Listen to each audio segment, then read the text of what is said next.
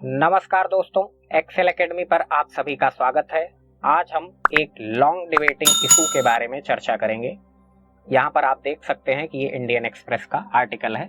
Basically आज हम बात करने वाले हैं कॉलेजियम प्रणाली की। तो आइए सबसे पहले हम चर्चा के बिंदुओं को देख लेते हैं। सबसे पहली चीज हम जानेंगे कि खबर क्या है, कॉलेजियम प्रणाली क्या है, न्यायपालिका में जजों की नियुक्ति पर संविधान क्या कहता है, संवैधानिक प्रावधान क्या है, हम लोग इसके बारे में जानेंगे। चौथी चीज हम लोग जानेंगे कि कॉलेजियम प्रणाली का विकास कैसे हुआ, इसमें प्रथम जज केस, दूसरा जज केस एवं तीसरा जज केस, साथ ही साथ हम लोग इसको भी डील करेंगे। अगली चीज हम लोग जानेंगे कॉलेजियम प्रणाली की आलोचना किन आधारों पर की जाती है। अगली चीज हम लोग देखेंगे कि जजों की नियुक्ति हेतु क्या सुधार के प्रयास किए गए हैं, और लास्ट में हम लोग देखेंगे निष्कर्ष। तो आइए सबसे पहले खबर को देख लेते हैं। केंद्रीय कानून और न्याय मंत्री किरण रिजिजू ने हाल ही में शनिवार को बेसिकली सुझाव दिया कि उच्च न्यायपालिका में नियुक्ति की प्रक्रिया में तेजी लाने के लिए कॉलेजियम प्रणाली पर पुनर्विचार करने की आवश्यकता है, क्योंकि मौजूदा प्रक्रिया को लेकर चिंताएं हैं। उन्होंने कहा कि उच्च न्यायपालिका में नियुक्तियां लंबित हैं, लेकिन ऐसा कानून मंत्री के कारण नहीं है बल्कि व्यवस्था के कारण है। किस व्यवस्था की बात वो कर रहे थे? वो यही कॉलेजियम प्रणाली की बात कर रहे थे।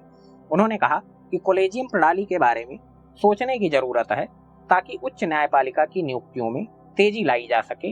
रिजिजू के बयानों ने भारत के सर्वोच्च न्यायालय और उच्च न्यायालयों में न्यायाधीशों की नियुक्ति की प्रक्रिया पर एक लंबे समय से चली आ रही बहस को फिर से चर्चा में ला दिया। अब आइए जानते हैं कि जजों की नियुक्ति की प्रणाली क्या है। ये वो तरीका है जिसके द्वारा सर्वोच्च न्यायालय और उच्च न्यायालय के न्यायाधीशों की नियुक्ति और उनका स्थानांतरण किया जाता है। कॉलेजियम प्रणाली संविधान या संसद द्वारा बनाए गए किसी विशिष्ट कानून में निहित नहीं है।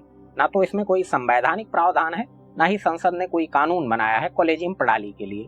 अपितु इसका जो विकास हुआ है वो सर्वोच्च न्यायालय के निर्णयों के माध्यम से हुआ है, जिसको हम लोग अभी डील करेंगे। प्रथम जज केस, द्वितीय जज केस, इन्हीं माध्यम में स्पेशली माना जाता है कि जो द्वितीय जज केस है उसी ने ही कॉलेजियम प्रणाली की आधारशिला रखी है।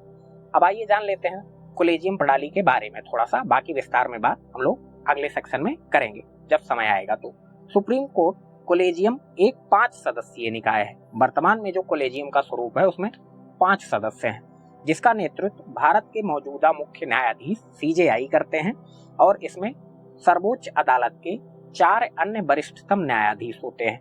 वरिष्ठतम का मतलब यहाँ पर एज से नहीं है, उनके कार्यकाल से है। एक उच्च न्यायालय यानी हाई कोर्ट के कॉलेजियम का नेतृत्व उस उच्च न्यायालय के वर्तमान मुख्य न्यायाधीश और अदालत के 4 अन्य वरिष्ठतम न्यायाधीश करते हैं। उच्च न्यायपालिका के न्यायाधीशों की नियुक्ति केवल कॉलेजियम प्रणाली के माध्यम से होती है, और सरकार की भूमिका तब होती है जब कॉलेजियम द्वारा नाम तय किए जाते हैं। उच्च न्यायालय के कॉलेजियम द्वारा नियुक्ति के लिए अनुशंसित नाम CJI और सुप्रीम कोर्ट कॉलेजियम द्वारा अनुमोदन के बाद ही सरकार तक पहुंचते हैं। जिनका अनुमोदन CJI और सुप्रीम कोर्ट के कॉलेजियम द्वारा किया जाएगा वही नाम सरकार तक पहुंचता है। इस पूरी प्रक्रिया में सरकार की भूमिका IB द्वारा जांच कराने तक ही सीमित है। यदि किसी वकील को उच्च न्यायालय या सर्वोच्च न्यायालय में न्यायाधीश के रूप में पदोन्नत किया जाना है, सरकार की भूमिका सिर्फ कहां तक सीमित है? वो IB द्वारा जांच कराने तक ही सीमित है।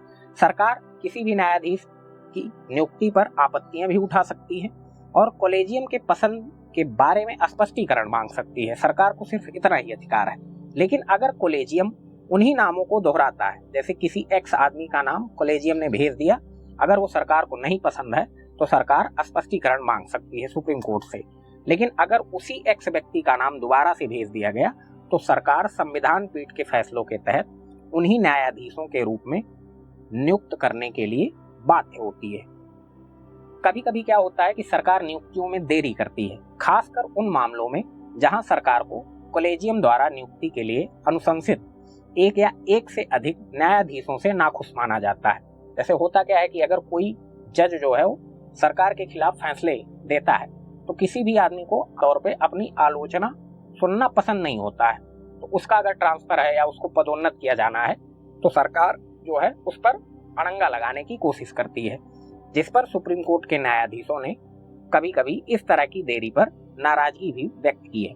जैसे एक मामला आपने देखा होगा उत्तराखंड में, जब राष्ट्रपति शासन लगाने को हुआ था तो उसमें एक जज महोदय थे जिन्होंने राष्ट्रपति शासन लागू नहीं होने दिया था, तो उनकी बाद में जो है थोड़ा सा मामला सरकार से ठन गई थी। अब आइए जानते हैं कि उच्च न्यायपालिका में न्यायाधीशों की नियुक्ति पर संविधान क्या कहता है। संविधान के अनुच्छेद 124 क्लास 2 और 217 क्रमशः उच्चतम न्यायालय और उच्च न्यायालय में न्यायाधीशों की नियुक्ति से संबंधित है। नियुक्तियां राष्ट्रपति द्वारा की जाती हैं, लेकिन संविधान इन नियुक्तियों के लिए कोई प्रक्रिया निर्धारित नहीं करता है। आर्टिकल 124(2) ये कहता है कि उच्चतम न्यायालय के और राज्य के उच्च न्यायालयों के ऐसे न्यायाधीश से परामर्श करने के पश्चात जिनसे राष्ट्रपति इस प्रयोजन के लिए परामर्श करना आवश्यक समझे, राष्ट्रपति अपने हस्ताक्षर और मुद्रा सहित अधिपत्र द्वारा उच्चतम न्यायालय के प्रत्येक न्यायाधीश को नियुक्त करेगा। वह न्यायाधीश तब तक पद पर बना रहेगा जब तक वह 65 वर्ष का नहीं हो जाता, परंतु मुख्य न्यायाधीश से भिन्न किसी न्यायाधीश की नियुक्ति की दशा में भारत के मुख्य न्यायमूर्ति से सदैव परामर्श किया जाएगा।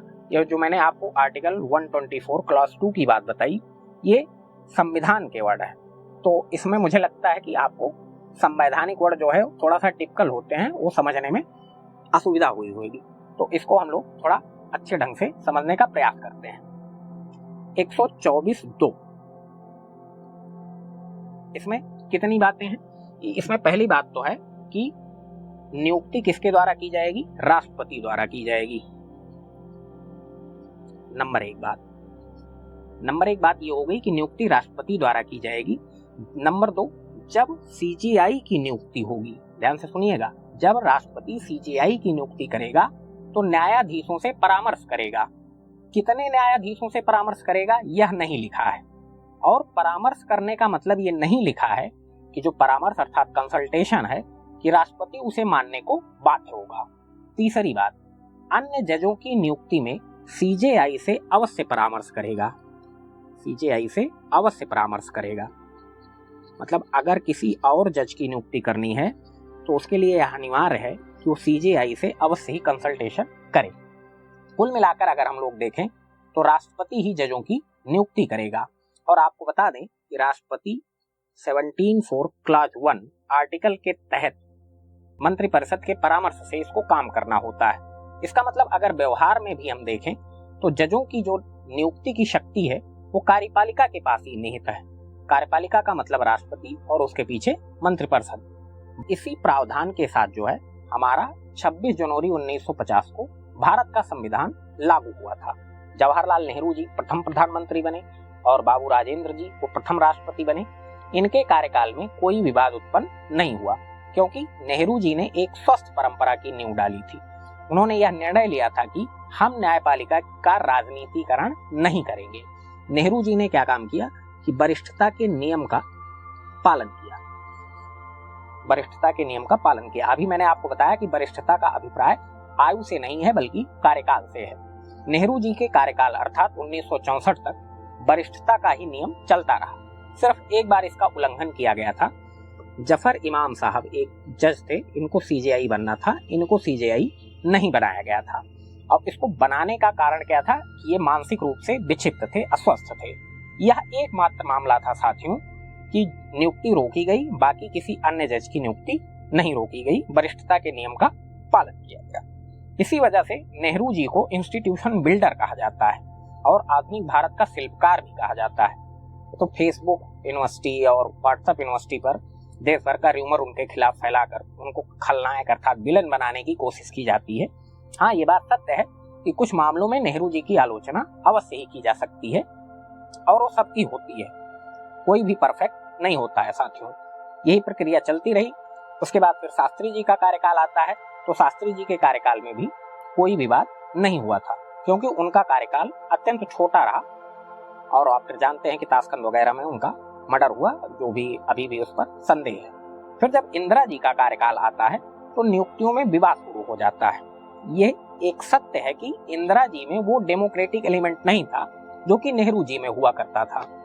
ये जो कांग्रेस मुक्त भारत अभी चल रहा है आजकल, जिसकी नींव अगर बात की जाए, उसका बीज या नींव यहीं से पड़ गया था, इंदिरा जी के ही शासन कार्यकाल में। ऐसा मैं नहीं कह रहा हूं, ऐसा जो बड़े बड़े विश्लेषक जैसे रुडोल्फ वगैरह हैं वो मानते हैं। इंदिरा जी के कार्यकाल में वरिष्ठता के नियम को दरकिनार कर दिया गया।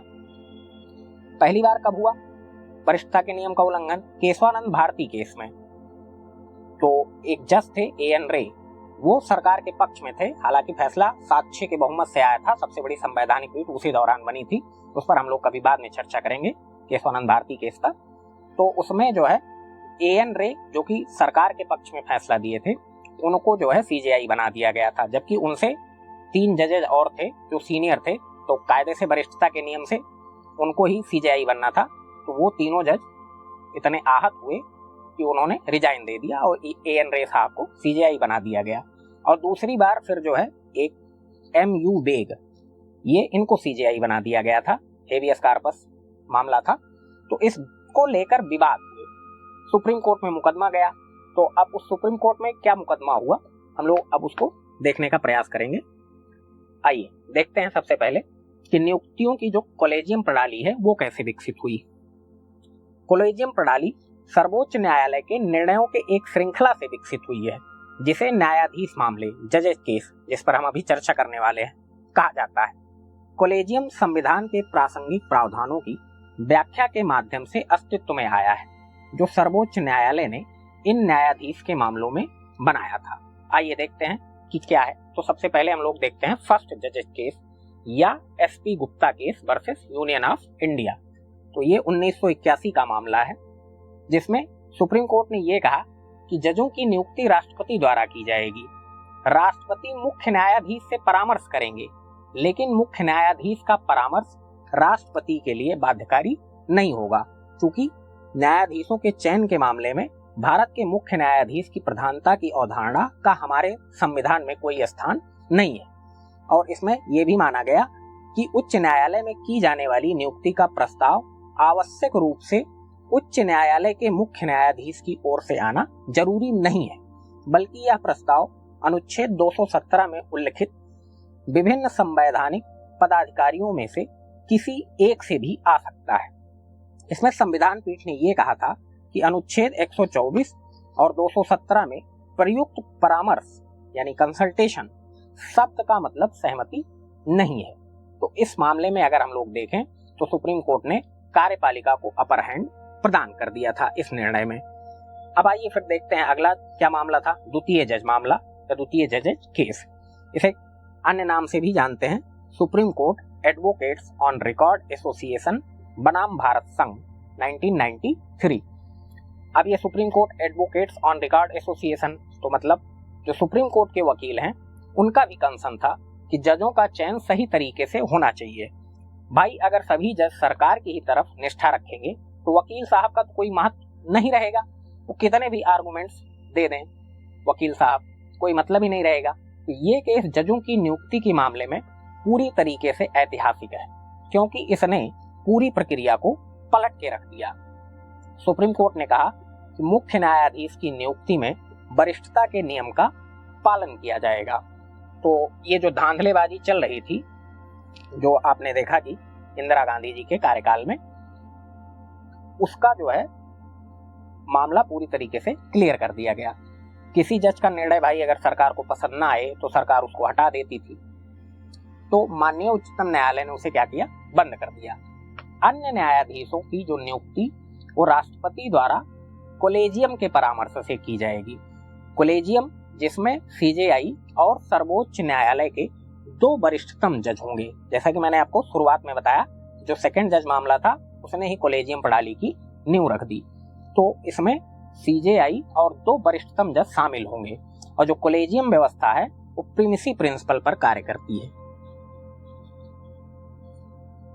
प्राइमेसी प्रिंसिपल पर कार्य करती है। अब ये प्राइमेसी प्रिंसिपल क्या है, जिसके तहत न्यायाधीश जो है, जो हमारा CJI है मुख्य न्यायाधीश, उसकी राय को सर्वोच्च वरीयता दी जाएगी। CJI की राय को सर्वोच्च वरीयता दी जाएगी और मुख्य न्यायाधीश की राय ही न्यायपालिका की राय मानी जाएगी।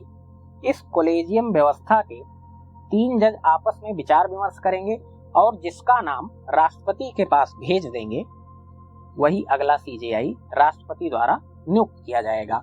इसका मतलब ये हुआ कि व्यवहार में न्यायपालिका ने नियुक्ति की शक्ति कार्यपालिका से छीन ली। आप कंफ्यूज ना हो, यहाँ पर तीन सदस्यीय कॉलेजियम की व्यवस्था थी। बात क्लियर हो रही है? लेकिन आप सोच रहे होंगे कि सर अभी आपने शुरुआत में तो 5 सदस्य बताए थे। तो वो जब मामला ये वाला हुआ है सेकंड जज के, तब तक यही व्यवस्था थी, 3 ही सदस्य हुए। बाद में कॉलेजियम बदला गया। आपको एक्सेल एकेडमी के द्वारा सटीक एवं प्रामाणिक जानकारी ही प्रदान की जाएगी साथियों। ह्यूमन एरर हो जाए तो अलग बात है। कॉलेजियम निर्णय जो है वो बहुमत से नहीं लेगा, अपितु प्रीमेसी प्रिंसिपल से लेगा, अर्थात सीजीआई की राय को प्राथमिकता दी जाएगी। प्रयास किया जाएगा कि सर्वसहमति हो। अगर नहीं बन पा रही है तो सीजेआई की राय ही मानी जाएगी। चलिए आगे बढ़ते हैं। तृतीय जज मामला, इसको देखते हैं। तो ये तृतीय जज मामला वैसे व्यवहार में कह दिया जाता है, इसको कहा जाता है वैसे अपॉइंटमेंट ऑफ जजेज रेफरेंस केस 1998। सबसे पहले रेफरेंस केस समझते हैं। संविधान में एक आर्टिकल है 143 जिसमें यह कहा गया है कि राष्ट्रपति सुप्रीम कोर्ट से सलाह मांग सकता है। तो वो जो सलाह मांगने के लिए भेजता है उसे प्रेसिडेंशियल रेफरेंस कहते हैं। 1993 में जो संविधान की व्याख्या की गई उसमें सारी शक्तियां किसके पास चली गई? सीजेआई के पास चली गई। तो 98 में, सन 1998 में जो तत्कालीन राष्ट्रपति थे हमारे KR नारायणन साहब ने, इन्होंने सुप्रीम कोर्ट से परामर्श मांगा था। इसलिए इसे मुकदमा कहना वो थोड़ा सा उचित नहीं होगा, इसीलिए इसको हम लोग रेफरेंस केस ही कहते हैं। व्यवहार में वैसे थर्ड जज केस कह सकते हैं। तो इसमें ये परामर्श मांगा गया कि ये जो प्रक्रिया अपनाई गई है जजों की नियुक्ति की, क्या ये संविधान सम्मत है? सुप्रीम कोर्ट ने जवाब दिया कि जो नियुक्ति की कॉलेजियम प्रणाली है वो सही है, लेकिन कॉलेजियम की संरचना में बदलाव किया गया। कॉलेजियम की संरचना में क्या किया गया? बदलाव किया गया।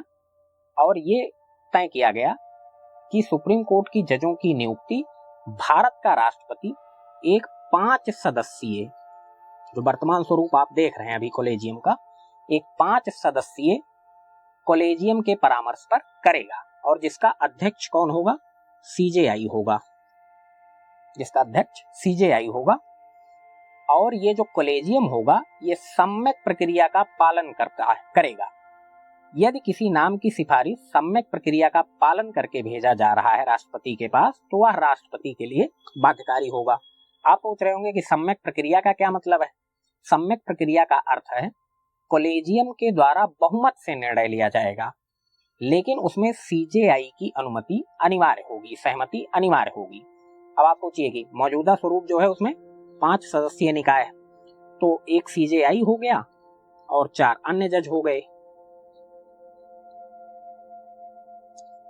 तो इसमें सीजेआई की सहमति वो अनिवार्य होगी, लेकिन बहुमत से निर्णय लिया जाएगा। तो व्यवहार में अगर हम इसको समझें तो सीजेआई की अनुमति प्लस 2 अन्य जजों ने जिस व्यक्ति का नाम राष्ट्रपति के पास भेजा है या जिसकी वो अनुशंसा कर रहे हैं वही अगला जज बनेगा। मुझे उम्मीद है यहाँ तक बात आपको समझ में आ गई होगी। वही चीजें यहाँ पर मैंने पीपीटी में आपको लिख कर रखी हैं। आप अगर अपना नोट्स बना रहे हैं तो यहाँ से पॉइंट आप लिख सकते हैं। वो औपचारिक भाषा है, ये व्यवहारिक भाषा है, इससे आपको ज्यादा समझ में आएगा। चलिए अब आगे देखते हैं कि कॉलेजियम प्रणाली की आलोचना किस आधार पर की जाती है। आलोचकों का कहना है कि यह प्रणाली अस्पष्ट एवं गैर पारदर्शी है।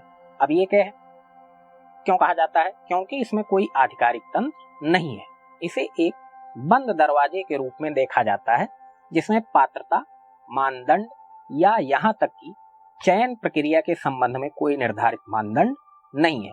सबसे बड़ी जो इसकी कमी है कॉलेजियम प्रणाली की, वो पारदर्शिता को लेकर ही बार बार विवाद उठता है। अगली चीज, कॉलेजियम कैसे और कब मिलता है और कैसे अपने फैसले लेता है, इस बारे में कोई भी सार्वजनिक जानकारी उपलब्ध नहीं होती है। और तीसरी बात कि इसने ऐसी व्याख्या की है संविधान की जिसे स्वीकार करना मुश्किल है। अमेरिका सहित विश्व के लगभग सभी लोकतांत्रिक देशों में जजों की नियुक्ति एक प्रशासनिक शक्ति मानी जाती है जो कि कार्यपालिका में निहित होती है। भारत ही एकमात्र ऐसा देश है जहां जज ही जजों की नियुक्ति करता है। अब जज ही जज की नियुक्ति करता है तो इसमें भाई भतीजावाद जैसी विसंगतियों की संभावना बनी रहती है। आलोचक यहाँ तक कहते हैं कि 50-60 जुडिशियरी के परिवार हैं, उन्हीं में से सब लोग अपना जज वगैरह बनते रहते हैं। जैसे आप देख रहे होंगे कि जो डीवाई चंद्रचूड़ साहब हैं, इनके पिताजी भी सुप्रीम कोर्ट में जज थे, है ना। HR खन्ना, ये सब लोग भी जो है अपना जज हुआ करते थे, तो उनके भी बेटे बेटियां तो ऐसे कम ही मात्रा में हैं। ये भी एक चिंता का विषय है। माननीय सुप्रीम कोर्ट को इस पर ध्यान देना चाहिए कि महिला जजों की भी नियुक्ति ज्यादा से ज्यादा हो। और मैं आपसे यहाँ पर एक प्रश्न पूछ लेता हूँ कि ये बताइए कि वर्तमान में सुप्रीम कोर्ट में जजों की संख्या कितनी है, आपको कमेंट बॉक्स में बताना है। तो भाई भतीजावाद जैसी विसंगतियों की संभावना इसमें प्रबल रहती है और कई प्रतिभाशाली कनिष्ठ न्यायाधीशों और अधिवक्ताओं की भी अनदेखी की जाती है उसमें। और एक बात मैं आपको और बता दूं कि आर्टिकल 50 का भी उल्लंघन है ये कॉलेजियम प्रणाली। आर्टिकल 50 में कहा गया है कि प्रशासनिक शक्ति और न्यायिक शक्ति अलग अलग होगी, और यहाँ पे क्या हो रहा है कि न्यायिक शक्ति ने प्रशासनिक शक्ति को छीन लिया है। अब आइए आगे बढ़ते हैं और देखते हैं कि नियुक्ति प्रणाली में सुधार के प्रयास क्या क्या किए गए। प्रधानमंत्री अटल बिहारी वाजपेयी, जिनका कार्यकाल 1998 से 2003 तक रहा, कि भाजपा के नेतृत्व वाली सरकार ने यह जांचने के लिए एक आयोग का गठन किया, MN वेंकटचलैया आयोग। और उससे मतलब गठन इसलिए किया गया था कि ये जानने के लिए कि कॉलेजियम प्रणाली को क्या बदलने की आवश्यकता है। आयोग ने सिफारिश की कि एक राष्ट्रीय न्यायिक नियुक्ति आयोग NJAC, national judicial appointment commission का गठन किया जाना चाहिए, जिसमें CJI और सर्वोच्च न्यायालय के 2 वरिष्ठतम न्यायाधीश, भारत का कानून मंत्री और जनता से एक गणमान्य व्यक्ति, जिन्हें राष्ट्रपति द्वारा CJI के परामर्श से चुना जाएगा, शामिल होना चाहिए। और ये जो सरकार मतलब ये जो आयोग बना, बाद में अटल जी की सरकार नहीं बनी दोबारा, तो UPA की सरकार आई थी, तो उसने इस आयोग की रिपोर्ट को जो है ठंडे बस्ते में डाल दिया, तो उसमें कोई सकारात्मक कार्य इस दिशा में नहीं हुए। तो वर्तमान में जो मौजूदा सरकार है, इसकी ये प्राथमिकताओं में से था NJAC का निर्माण, नेशनल जुडिशियल अपॉइंटमेंट कमीशन, और संविधान संशोधन भी किए गए इसमें। NJAC अधिनियम को लोकसभा द्वारा तेजी से मंजूरी दिलाई गई थी, लेकिन हुआ क्या कि सुप्रीम कोर्ट में याचिकाओं का एक समूह दायर कर दिया गया, जिसमें यह तर्क दिया गया था कि संसद द्वारा अधिनियमित कानून न्यायपालिका की स्वतंत्रता को कमजोर करता है और संविधान के मूल ढांचे का उल्लंघन करता है। जैसे ये चीज है कि निष्पक्ष जुडिशियरी होनी चाहिए, वो बेसिक स्ट्रक्चर है हमारा। तो 2015 में सुप्रीम कोर्ट की 5 न्यायाधीशों की संविधान पीठ ने उस संवैधानिक संशोधन को असंवैधानिक करार दे दिया, जिसमें NJAC बनाने की मांग की गई थी, जिसमें उच्च न्यायपालिका में नियुक्तियों में कार्यपालिका के लिए महत्वपूर्ण भूमिका की कल्पना की गई थी। इसे 4:1 के अनुपात से असंवैधानिक घोषित करार किया गया था। इस फैसले की भी काफी सारी आलोचना हुई थी साथियों। एक जस्टिस AP शाह साहब हैं, उन्होंने अपने लेख में लिखा था कि NJAC को असंवैधानिक घोषित करके सुप्रीम कोर्ट ने न्यायिक नियुक्तियों में सुधार का एक बहुत बड़ा मौका गंवा दिया। सुप्रीम कोर्ट चाहता तो NJAC को कुछ बदलावों के साथ स्वीकार कर सकता था, जिससे न्यायिक नियुक्तियों में पारदर्शिता भी बनी रहती और न्यायिक स्वतंत्रता का भी उल्लंघन नहीं होता। और इसी फैसले में एक न्यायमूर्ति थे चिलमेश्वर साहब, इसी फैसले में शामिल थे, वो भी NJAC के पक्ष में थे। तो उन्होंने NJAC के पक्ष में फैसला देते हुए कहा कि कार्यपालिका को नियुक्तियों से पूरी तरह अलग करना बेहद अतार्किक और लोकतंत्र की मूल भावना के खिलाफ है। जितने भी लोकतांत्रिक देशों का अध्ययन हमारी संविधान सभा ने किया था, उनमें से कहीं भी कार्यपालिका को नियुक्तियों से इस तरीके से अलग नहीं रखा गया है। अब आइए लास्ट में देख लेते हैं निष्कर्ष के बारे में। तो लोकतंत्र के प्रभावी कार्यकरण के लिए स्वतंत्र न्यायपालिका का होना आवश्यक है। न्यायपालिका में नियुक्ति प्रशासनिक विषय के साथ न्यायिक स्वतंत्रता का भी मुद्दा है, परंतु न्यायपालिका में होने वाली नियुक्तियां भी पारदर्शी एवं स्पष्ट होनी चाहिए। तो ये एक बहुत आयामी चर्चा थी साथियों। उम्मीद करता हूं आपको बहुत कुछ जानने सीखने को मिला होगा, और आपसे अनुरोध है कि चैनल को सब्सक्राइब करना ना भूलें, ज़्यादा से ज़्यादा लोगों के साथ शेयर करें और वीडियो को लाइक करना बिल्कुल भी मत भूलें।